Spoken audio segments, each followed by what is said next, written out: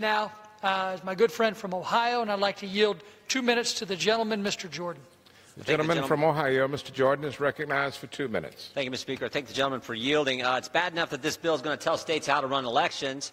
Bad enough this bill is going to require taxpayers to finance the elections of politicians who created the swamp so they can get back to the swamp.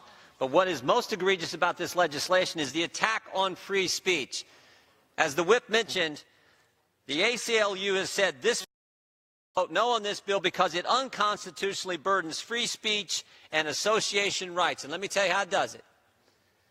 Uses our old friend the IRS. Remember, just a few years ago where the IRS systematically targeted people for their political beliefs.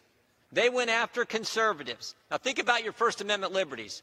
Your right to practice your faith the way you want to, the right to assemble, the right to petition your government, freedom of the press. But what is the most fundamental liberty we have under the First Amendment?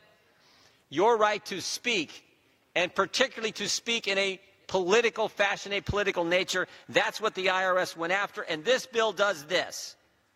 It gets rid of the Schedule B protections that are currently in law. It says the reason the protection of Schedule B information is important has nothing to do with vast conspiracies on the right or the left related to so-called dark money.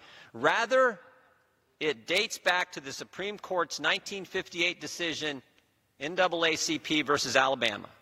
The Supreme Court formally recognized First Amendment protection of the freedom of association that prevented the NAACP from being compelled to turn over information about its members.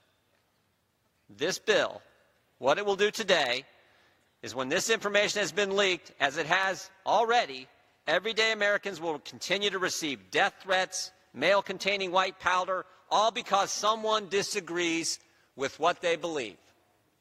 This bill should be defeated for one simple reason. It attacks our First Amendment liberties, our most sacred rights. This bill goes after it, and that's why we should vote it down, and that's why I urge a no vote. Mr. Chairman, I yield back. The gentleman yields back.